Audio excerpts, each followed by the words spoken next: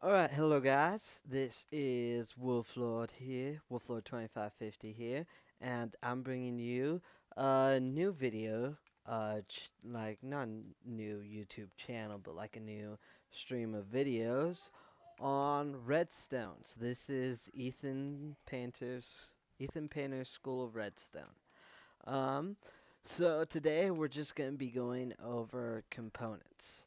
And so we're going to go over like activating redstone components.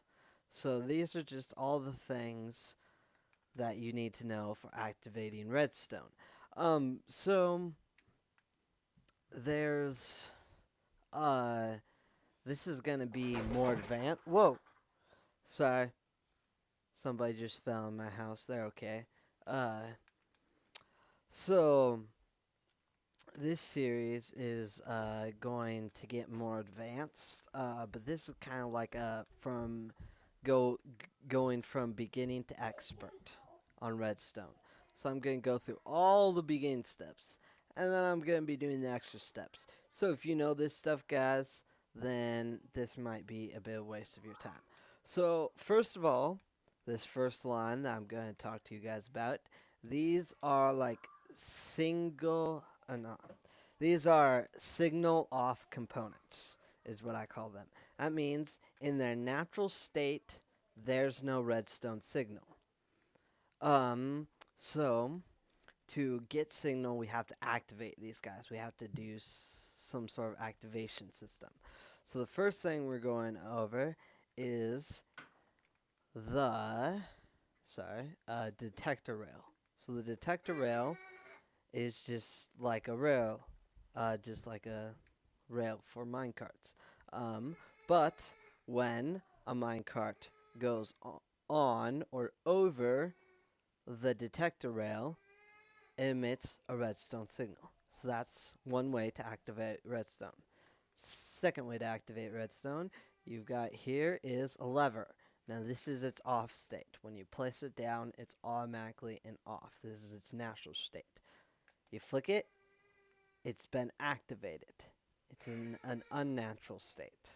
And so it emits a redstone signal. Now, we've got buns. Stone buns and wooden buns.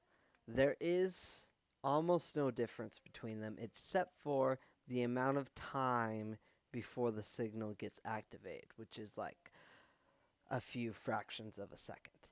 So, between these different things, you've got the stone piston, stone bun, which activates it. The good thing, the difference between a lever and a lever, you can activate a lever and it stays on. You press a button, it ungoes. So the redstone signal goes off. So that's the difference between buns. Now, and you can't just hold a bun down. That's somewhat different with the pressure plate. So, our next item on the list is a pressure plate. Now, the pressure plate, we've got a stone pressure plate here. Now, this emits a redstone signal when entity is standing on it. The difference between the wooden, because the wooden pressure plate does the same, the difference between the wooden and the stone pressure plate, sorry, didn't throw that very correctly. An item does not activate a stone pressure plate. Neither does a fishing pole.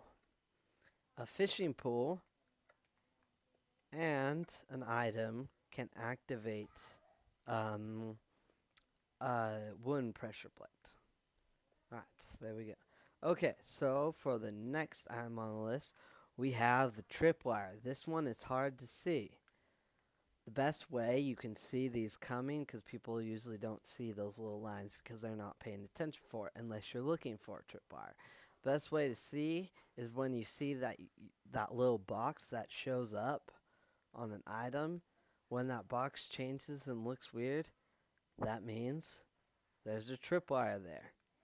So what tripwire does, when you are in between the tripping pattern, it goes on. And like the pressure plate, when you go away from it, it turns off. Now we've got ourselves was known as a daylight sensor. Now, a daylight sensor turns redstone on. A daylight sensor, if you left click for the Xbox or Xbox 360 version is the version I have. It'll be different depending on what controls you have, but your build button, the build button, when you have your cursor on a daylight sensor, you can switch it to where it goes. This is a night light sensor, whatever you want to call it. It's an inverted daylight sensor. Um, so say if we set tonight, the redstone goes on.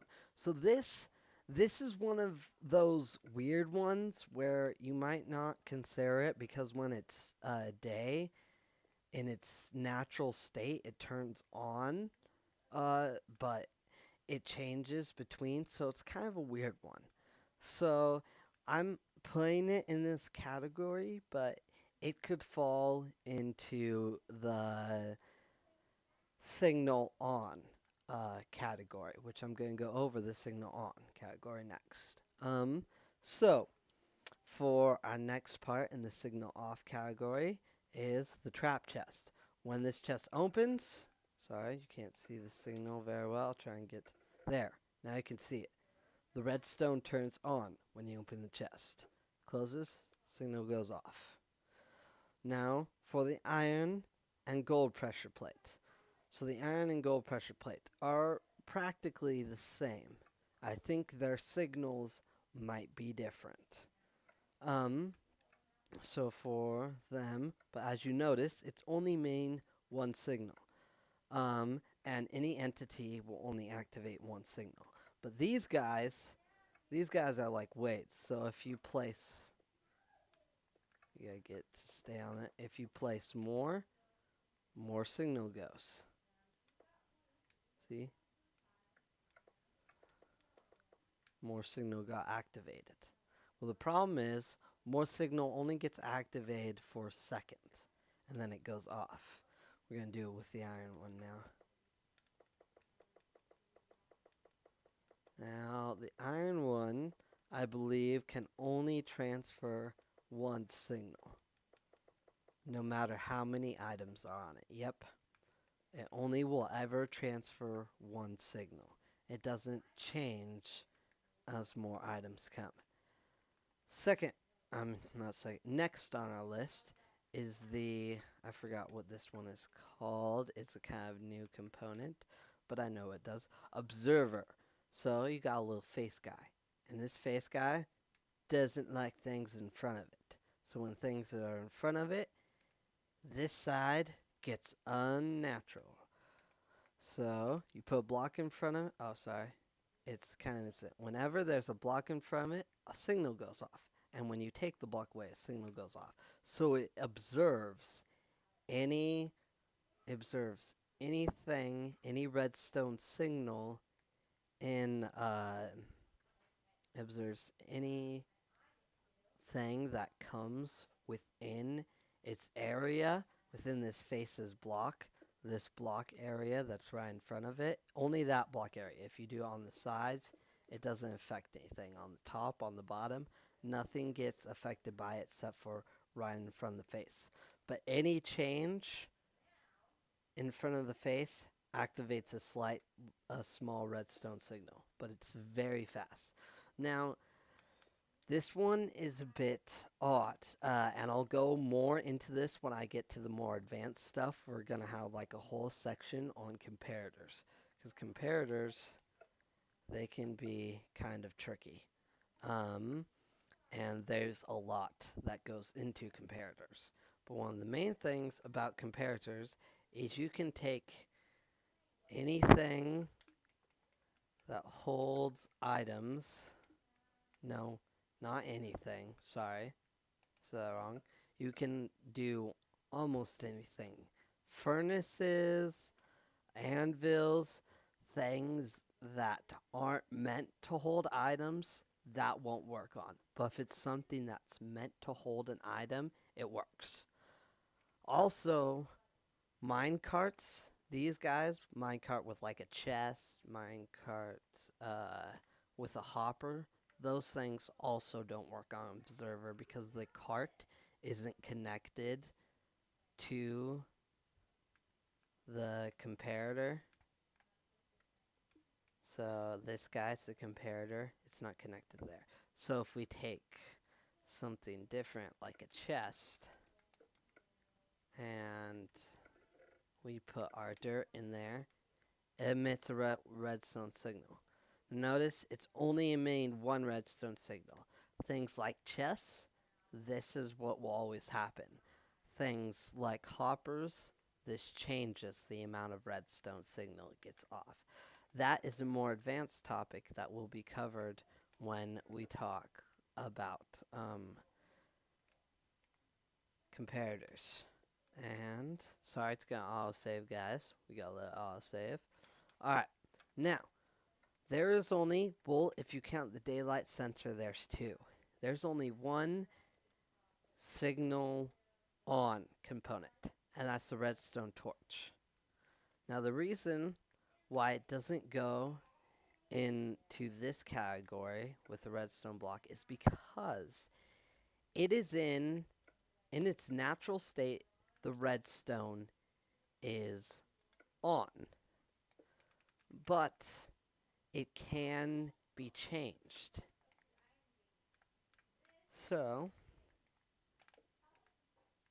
when you take it out of its natural state, there's no redstone signal.